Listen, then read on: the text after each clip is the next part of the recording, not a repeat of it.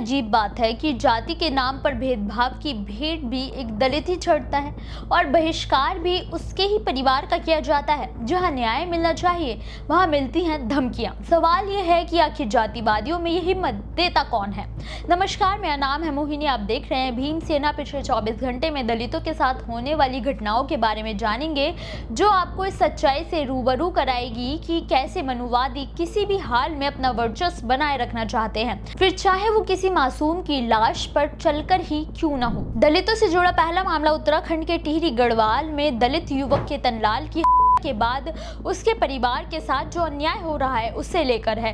केतन लाल की बहन ने अभी हाल ही में खुलासा किया कि 7 जून को उसके भाई की मौत के बाद से ही उन्हें गांव में लगातार धमकाया जा रहा है। गांव के समाज ने उन्हें लगभग पूरी तरह से अलग थलग कर दिया है। वहीं पुलिस की भूमिका भी पूरी तरह से संदिग्ध है, क्योंकि वो भी उनकी मदद नहीं कर रही है। हालांकि 30 जून को भीम आर्मी चीफ चंद्रशेखर आजाद के पीड़ित परिवार से मिलने के बाद वहां की जनता भी जाग गई है। उन्हें भी विश्वास हो गया है कि केतन लाल को न्याय जरूर मिलेगा और लोगों ने केतन को न्याय दिलाने के लिए कैंडल मार्च निकालना शुरू कर दिया है। वहीं आजाद ने पहले ही आश्वासन दिया है कि उत्तराखंड में जल्द वो शक्तिशाली होंगे और फिर किसी दलित पिछड़े के लिए न्याय की आवाज को दबाया नहीं जा सकेगा। वहीं नगीना सांसद चंद्रशेखर आजाद जी ने उत्तराखंड सरकार से केतन के परिवार के लिए कुछ मांगे भी रखी हैं। साथ ही ये भी चेतावनी दी है कि अगर 8 दिनों में मांगे पूरी नहीं होंगी तो सीएम आवास का उग्र घेराव किया जाएगा।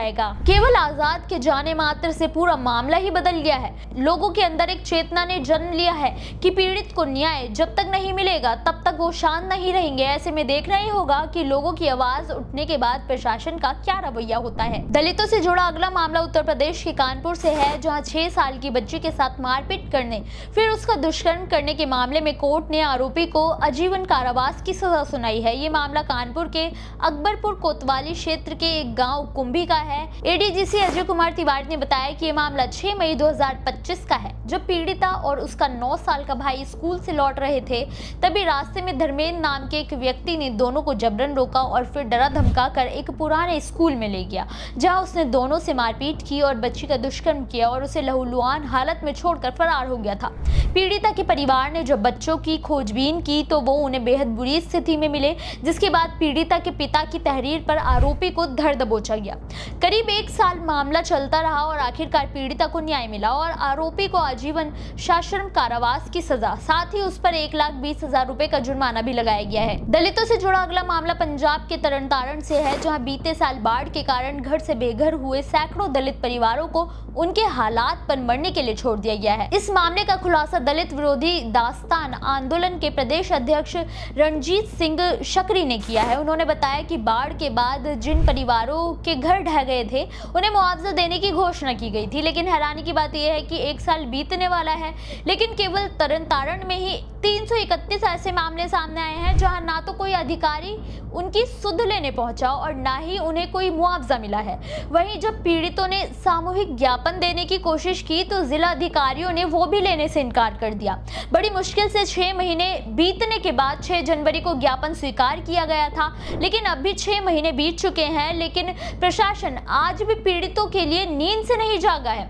इन परिवारों में ज्यादातर दलित और पिछड़ी जाति के लोग हैं, जिन्हें जानबूझकर मरने के लिए छोड़ दिया गया है। अब देखना यह होगा कि दलित विरोधी दास्तान आंदोलन के इस मामले में आवाज उठाने के बाद भी क्या प्रशासन पीड़ितों के लिए मदद का हाथ बढ़ाएगी। दलितों से जुड़ा अगला मामला राजधानी दिल्ली के जंतर मंतर पर जानलेवा हमले के शिकार हुए 14 साल की अम्बेडकरवादी निशु आजाद को लेकर है। दरअसल उसके पिता पर जंतर मंतर पर हमला होने के बाद भीम आर्मी और चंद्रशेखर आजाद को बदनाम करने की कई तरह की अफवाहें उड़ रही हैं, जिसमें कहा जा रहा है कि भीम आर्मी और आसपा ने निशु आजाद के लिए कुछ नहीं किया, जिसका जवाब खुद निशु ने वीडियो जारी कर दिया है। निशु ने वीडियो में कहा कि वो आजाद से नाराज थी कि अगर उनकी तरफ से एक कॉल भी पुलिस को आती है तो प्रशासन ने उसके पापा के मामले में जो लापरवाही दिखाई वो ना होती। वहीं आरोपी अब भी जो आजाद घूम रहे हैं, अब तक वो सलाखों के पीछे होते, लेकिन ये कहना कि भीम आर्मी ने उनकी कोई मदद नहीं की है ये गलत होगा, क्योंकि पुलिस जहां मामला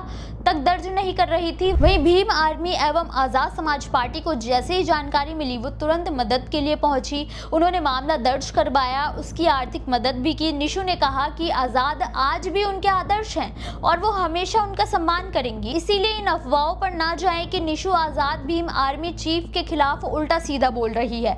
ये आरोप सरासर गलत है। निशु ने इस वीडियो के जरिए उन लोगों की बोलती बंद कर दी है जो उनके अम्बेडकरवादी होने पर सवाल उठा रहे थे। हालांकि अब देखना ये होगा कि क्या इस वीडियो के सामने आने के बाद आजाद की तरफ से कोई प्रतिक्रिया आएगी। दलितों से जुड़ा अगला मामला उत्तर प्रदेश के बलिया से है, जहां दलित जाति से आने वाली घरेलू सहायिका ने अपने मालिक पर शादी का झांसा देकर उसका यौन उत्पीड़न करने और जबरन धर्म परिवर्तन करने की कोशिश का सनसनीखेज मामला दर्ज करवाया है। ये मामला बलिया जिले के रासरा थाना क्षेत्र का है। पीड़िता ने पुलिस को तहरीर दी कि 5 साल पहले जब वो 17 साल की थी तब उसने घरेलू सहायिका के तौर पर जलालुद्दीन नाम के एक शख्स के यहाँ काम करना शुरू किया था। पीड़िता अनाथ और गरीब है, इसीलिए वो उसके घर पर ही रहती थी।